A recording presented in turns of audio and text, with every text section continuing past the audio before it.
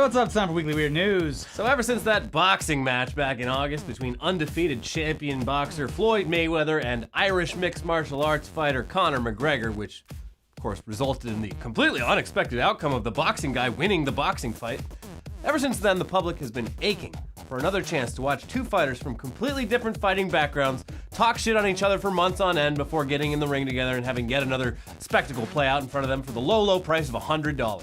It's expensive to watch boxing. It is. Similarly, after seeing how much goddamn money Floyd Mayweather and Conor McGregor made off that fight, which is somewhere between 100 and 400 million for Mayweather and upwards of 75 million for McGregor, it shouldn't come as a surprise that other fighters who have previously retired might see the value of coming back for just one last fight. Even fighters who are very, very retired, like this man, George Foreman, who is 68 years old and hasn't had a professional fight since retiring in 1997 to focus on low-fat grilling and helping other people file patents. Call my friends and advance help! He wants another turn in the ring, and he's already got the perfect opponent picked out. Oh, who is it? Is it Mike Tyson? Is it Evander Holyfield? Is it Lennox Lewis, Sugar Ray Leonard, Oscar De La Hoya, Roy Jones Jr.? No, it's none of those guys, unfortunately. It's Ronda Rousey. Yeah, because, well, as cool as some people would find those fights, apparently no one gives a shit about two retired boxers hitting each other. The people want variety. That's why George Foreman has challenged Steven Seagal on Twitter, writing, Steven Seagal, I challenge you, one-on-one. I use boxing, you can use whatever. 10 rounds in Vegas. Whatever the hell you call that arm swinging you do. Yeah, it's a bit weird that he needed to clarify that the whole thing's happening in Vegas, writing this tweet just 14 hours after that whole modern fucking tragedy in Vegas, but, you know, whatever. It's where big, expensive boxing matches happen. It's happened. I get it.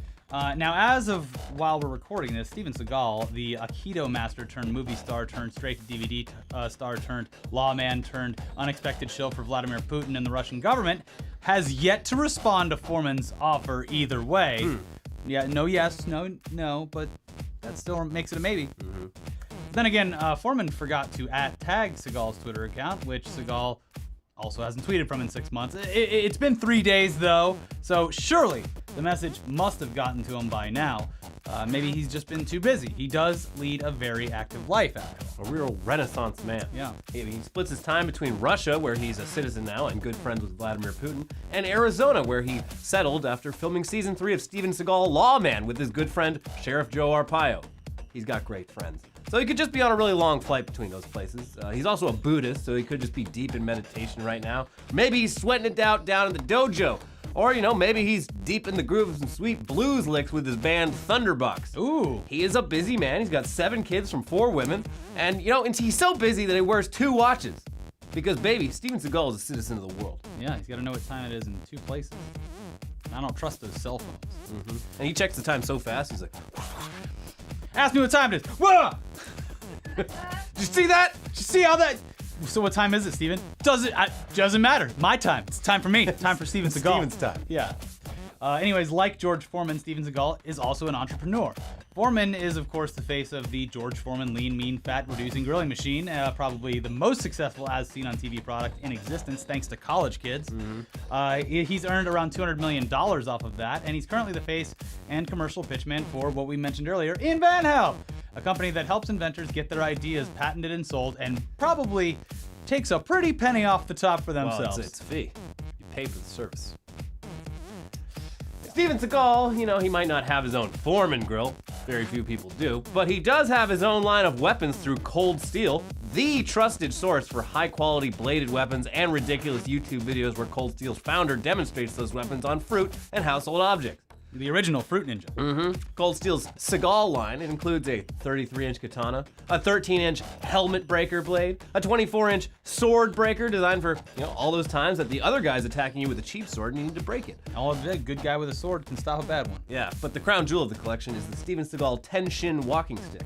Apparently designed by Seagal himself as a way for people with a limp, I guess, to beat the shit out of attackers, because it's a fucking cane. Yeah. And it's a serious weapon, guys. Just look at what it does against car windows, pottery, and slabs of concrete, and it'll even block a direct hit from a Cold Steel machete. And you know they're sharp. You know they're sharp. Cold Steel, they're the sharpest. I mean, at the very least, it's practical. I got Cold Steel kitchen knives, and they're pretty fucking good. All right. They make practical knives. Hashtag ad. Not really. You paid for those knives, I right? did. Well, okay. No yeah. hashtag ad. I got them for free when Bruce Green went there to Oh, hashtag chop ad. things up. Hashtag ad. You're in the piggy bank with Steven Seagal right now, my friend. Somebody call Russia. Anyways, Seagal, he's also lent his likeness to various other ventures, such as Steven Seagal's Scent of Action, which is an aftershave. Steven Seagal's Lightning Bolt energy drink. Both of those are discontinued. What? How? Right now, by the way. He's currently the face of Russian gun maker Orsis, and he even has his own Steven Seagal signature rifle made by the company. So George Foreman, Steven Seagal, they have a decent amount in common. They're also pretty close in age. Foreman's 68, Seagal is 65. They're both 6'4". As for their weight class, George Foreman's whole thing since retiring and what attracted him to lending his name and likeness to the Foreman grill is his healthy eating. He got pretty chubby at the end of his career and got super into healthy eating and cooking and just in general promoting fitness for everyday people.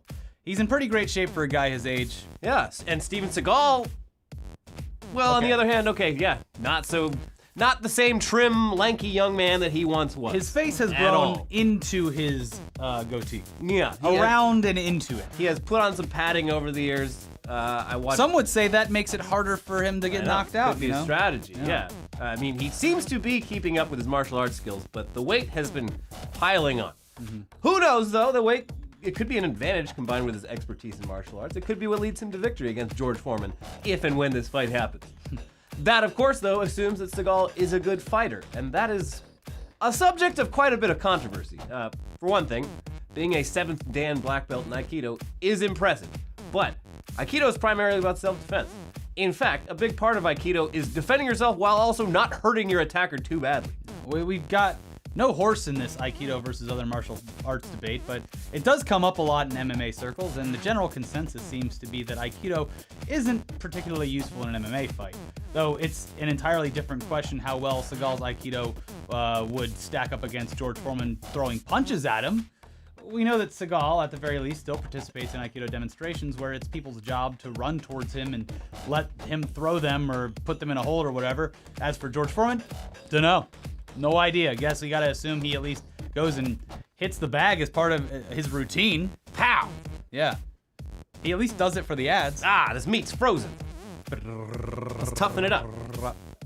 I mean, even if he does work out or not, George Foreman, he still has decades of actual fighting experience under his belt. He fought professionally 81 times during his career and lost only 5 times overall. And his first loss ever was against Muhammad fucking Ali in the 1974 Rumble in the Jungle. Before that, he was 40-0. So pretty good. That never completely goes away. Seagal, on the other hand, has no record of ever fighting professionally, though he does constantly talk himself up as someone who totally could have been an MMA champ if the sport had been popular when he was younger, guys. It's just bad timing, I guess. The master of blocking. Yeah, he has actually been present at training sessions for fighters like Anderson Silva, but he was roundly mocked by the MMA community for claiming to have personally taught Silva how to do the front kick that won Silva's 2011 fight against Vitor Belfort. Yeah, okay, buddy. Further mockery came a year later when retired fighter Randy Couture jokingly said that he was totally done with fighting unless Steven Seagal stepped into the ring with him, which Seagal, having no sense of humor, took as an actual challenge. He accepted, but under the condition that the fight would take place somewhere there would be no witnesses. It never happened. Or did it? We don't know. No, it didn't. Why wouldn't he want any witnesses if he's been training his whole life as a fighter? Well, despite his amazing footwork that he demonstrated in Chechnya a few years back, one theory for why he avoids actual fights is that he might literally shit himself. So you see, way back in 1991, when Steven Seagal was starring in actual theatrical movie releases, a fellow named Gene LaBelle was working as a stunt coordinator on Seagal's movie Out for Justice. Now, Gene LaBelle is currently known mostly for being one of Ronda Rousey's trainers, but one of his biggest claims to fame is actually participating in a 1963 fight that he won against a professional boxer who claimed that the Asian martial arts were no match for Western boxing. So he's kind of like a trailblazer with the whole Asian martial arts being done by white guys thing. Anyway, the story goes that on set, Seagal claimed that his Aikido expertise made him immune to chokeholds. Gene LaBelle then asked Seagal to let him test this theory, so LaBelle choked him, Seagal went unconscious, And then Seagal pissed and shit his pants. Now again, it's just a story, but it's one that's been going around for a long time. Could be true, could be like Richard Gere and his love of hamsters. You never know. And when LaBelle was asked about it by MMA journalist Ariel Helwani back in 2012, he didn't confirm it, but he definitely didn't deny it either. He said, "When we had a little altercation or difference of opinion, there were 30 stuntmen and cameramen that were watching. Sometimes Steven has a tendency to cheese off the wrong people, and you can get hurt doing that." Asked if he had in fact choked Steven Seagal and made him shit himself, LaBelle said, "Well, if a guy soils himself, you can't criticize him, because if they just had a nice big dinner an hour before, you might have a tendency to do that." Asked again if that happened, he replied, "You can't be braggadocious if you've done something. Everybody has their individual things that have happened." So he's saying yes, it's happened. He's done it. He made him shit his pants. I mean, if it's something that didn't really happen, it seems like it would have been a lot easier for him to just say, no, that didn't happen. Yeah. Gene LaBelle does seem like a nice dude, though. The kind of guy who will make you pass out and shit yourself for being too cocky and then still refuse to say mean things about you. In fact, in the same interview, he even says, quote, "Steven Seagal is a very outstanding martial artist. I've got nothing against Steven. He's done a lot for martial arts." That's a real nice guy. Yeah. And I'm not going to admit that I made him shit his pants to you, reporter. No, that's a but story. Let's just say the that's a story's story for the boys. Yes, story for the golf course. So, I mean, I don't know. It would seem that Steven Seagal's actual martial arts abilities not taken very seriously by anyone outside of the Aikido community. Certainly not in the MMA community. But what about up against a 68-year-old retired boxer like George Foreman? We may never know. Who's to say? We may never know. He hasn't responded, though. George Foreman did retweet a fake Steven Seagal Twitter account accepting the fight. I feel so bad, kind of. It's hard to know whether Foreman knows it's not the real Seagal or not, because his Twitter feed is the epitome of old people social media, which is kind of adorable until you remember that this is a 68-year-old man who's been hit in the head repeatedly for decades. Maybe it's all a fun little Twitter joke, and that's why he's been retweeting dumb memes and GIFs about people that have tweeted him about it. Who knows? On the other hand, some tweets have made it sound like he's serious. One guy asked him, "George, I love you, big man, but you've been telling us you're a man of peace. What's happening?" Oh yeah, side note, by the way, George Foreman is also a preacher these days. Anyways, his response was, "No anger involved, just fight. I'm learning to block kicks." Yeah. Well, I mean, I can't say for sure, but I don't think Steven Seagal does a whole lot of kicking. I mean, he did in the movies, but Aikido is just it's a defensive thing. He's very old as well. Yeah, he doesn't move as fast as he used to. But you know what? Now that the idea of Foreman versus Seagal is out there, we're absolutely on board. I mean, fuck it. We're also fully in George Foreman's corner, though, because despite being a geriatric old weirdo, he seems like he's at least a nice dude. Yeah. Steven Seagal, on the other hand, he gets shit-talked by pretty much every major actor that he ever worked with before his direct-to-video days, who all seem to describe him as a self-absorbed diva. And he's also been accused numerous times of behavior ranging from basic sexual harassment to straight-up sexual assault. So, also, George Foreman has dealt with hair loss a whole lot more gracefully than Seagal. Jesus That's Christ. true. Now that's true. You're not fooling anyone. You were bald in the 80s. Now you're not. Mm-hmm. Now you have a perfect V-shaped hairline that is jet black. Call my friends at Bosley. This is my hair. I fucking tug this hair. I jerk off in his hair if I want to. It's mine. It's mine. I take this hair out for dinner. But yeah, anyway, all things considered, we're picking George Foreman for this one because at the end of the day, Steven Seagal is good friends with Vladimir Putin, and we're rooting for America, all right? Yeah, take that. Although I do have to, the one thing I have to give Seagal credit for is the boobs in Under Siege 2. Great boobs, some of our first boobs. Some of the first boobs I ever saw, so thank you for that. And he probably personally Tested them? selected those. Well, that's a little bit more Because he did weird. a lot of that, apparently. That's a little weird. Jenny McCarthy had a story about how she auditioned for that part. She's like, I showed up, and there was no one there except for him, and it was dimly lit, and he was like, all right, well, let's see him. And she's like, no, I'm good. Hey, whip him out. Again, alleged, but wouldn't be surprised if it was true. Well, I saw the titties when I was a kid, and Hand selected. it was a turning point. So, Yeah. but let's get into headlines. It all changed got after some- those tits. We got some headlines to get into, including this one: suspected dark web drug kingpin arrested after traveling to U.S. for World Beard Championships, and he would have got Oh. away with it too. Beard culture strikes again. Yeah. Yeah. This guy, he was known as Oxy Monster on the dark web, like the Cookie Selling- Monster, but with selling, OxyContin. Oxycontins? Yeah. He sold it all. Sold everything. But then he had to come to the U.S. To prove how elegant his beard was. Extradite himself. Yeah. Just to prove that beard, and who knows? He might have had a shot. Pretty average beard, kind of beard you see just getting brunch on Maybe a he was Sunday. just a fan of beards and wanted to see all the beautiful beards. I don't know. I Big, think beautiful he was trying beards. to compete. I don't know. I think he was a fan. Anyway, yeah, these dark web guys, they all get caught in the dumbest Stupidest way. fucking ways. Yeah. Oregon kidnapping suspect's alibi is Pokemon Go.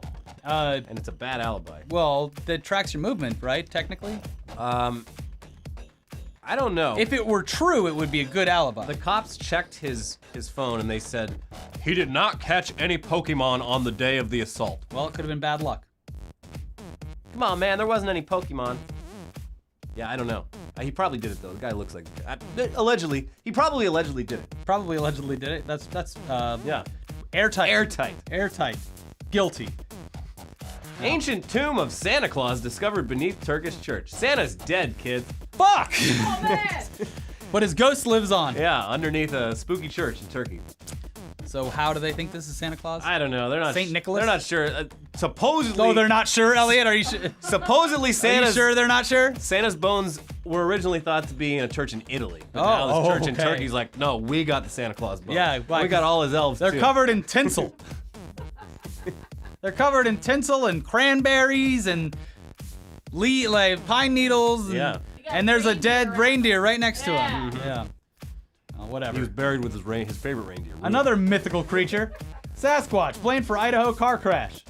So, well, if you live in Idaho, it's the perfect excuse. You could have just said like bear or something. Can you prove that there isn't a Sasquatch? Well, you could prove that they're bears. I don't know. They have bears there? Probably. I would assume. If they were like, no, we don't have bears here, I'd be like, well, it probably walked over from Washington State. Yeah, have you ever, the bears They're that very stand tall. up, it's very weird. Yeah, it's I don't like it. terrifying. It's a good excuse. The Sasquatch thing makes you look crazy. Yeah. Good excuse. Well, it was an area with a very high amount of Sasquatch. Innocent!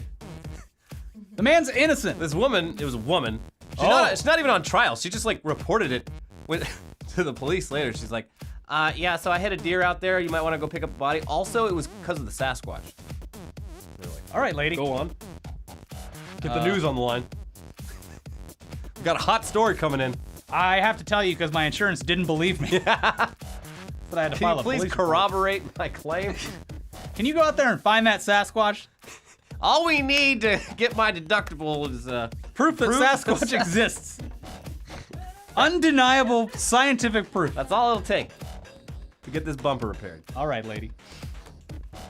We got top men working on it. Yeah.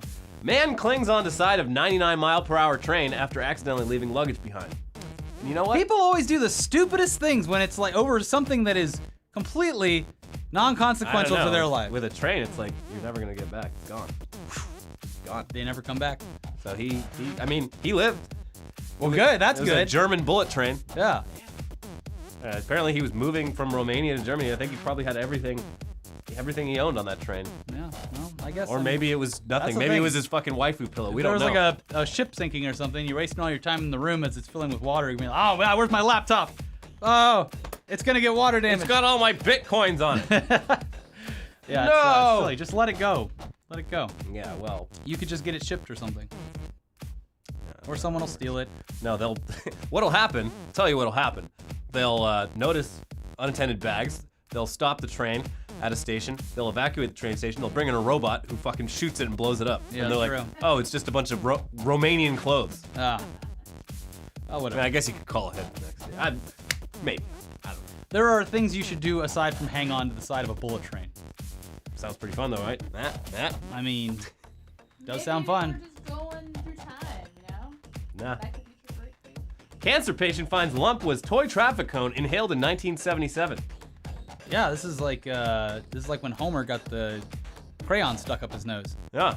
into his brain. What a relief that was. The guy thought he was dying of lung cancer. Yeah. Because they x-rayed him. They're like, there's a fucking giant. Oh like, my God, this is the worst we've ever the seen. worst tumor we've ever seen, sir. Yeah. You might want to call some family. And they opened him up. They're like, it's a toy traffic You cone. dumbass. And the guy was like, oh yeah, I remember like choking on that when I was like 4 years old. Huh. My favorite toy. Crazy. Now it's back for my lungs. Yeah. Did he play with it? I don't know. Sounded like Gulk! He just immediately swallows it again. Gulk! like he was like so young that Sir, no! it like bonded to the side of his lungs and Oh, yeah. like, the lungs formed around it. Yeah. It was just looked like a Did he cancer. become a genius like Homer Simpson after they took it out? No. But I Okay. bet he breathes real good now. Yeah. Hey, look. Just like one of you normies. Watch this. 10 seconds, guys. I Did you see the video of the kid that swallowed the squeak toy? Is that real news? Yes. Is that real? I think the videos, I'm sure it's been bought up by fucking Jukin or something like that, but my God, Google that shit. It The is kid so swallows fucking a funny. squeak toy and just goes like, Yeah, it's fucking great. so goddamn good. Yeah. Anyways, Alberta police dog accidentally fires handgun found after parking lot fight.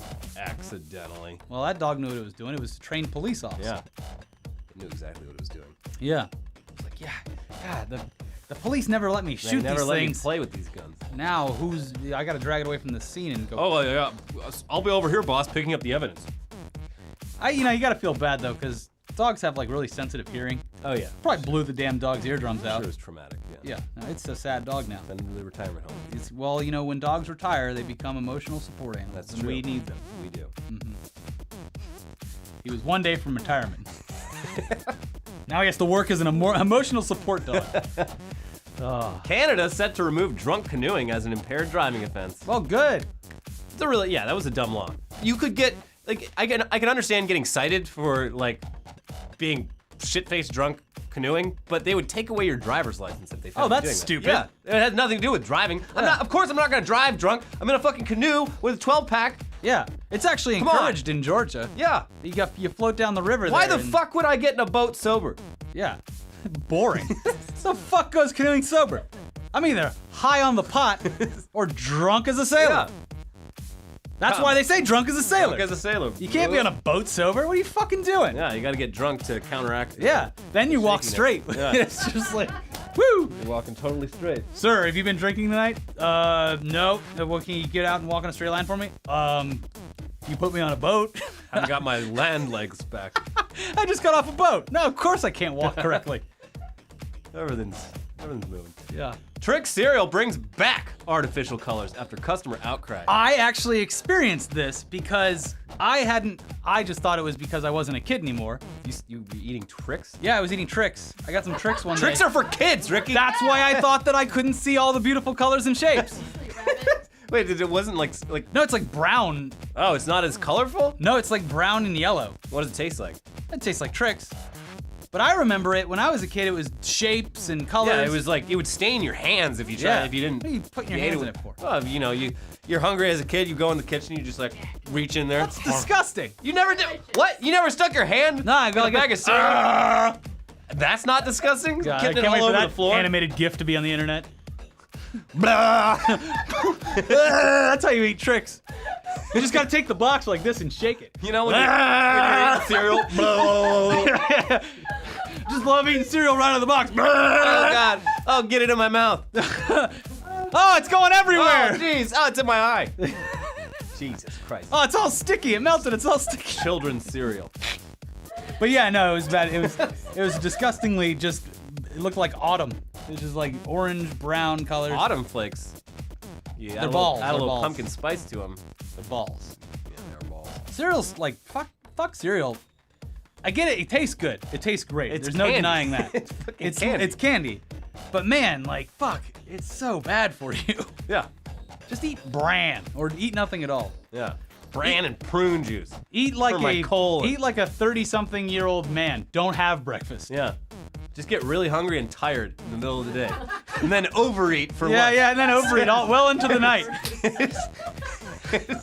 I eat my breakfast like a normal 30-year-old man at 3 o'clock in the morning. I eat like an adult, setting my gluten levels just across the board throughout the day.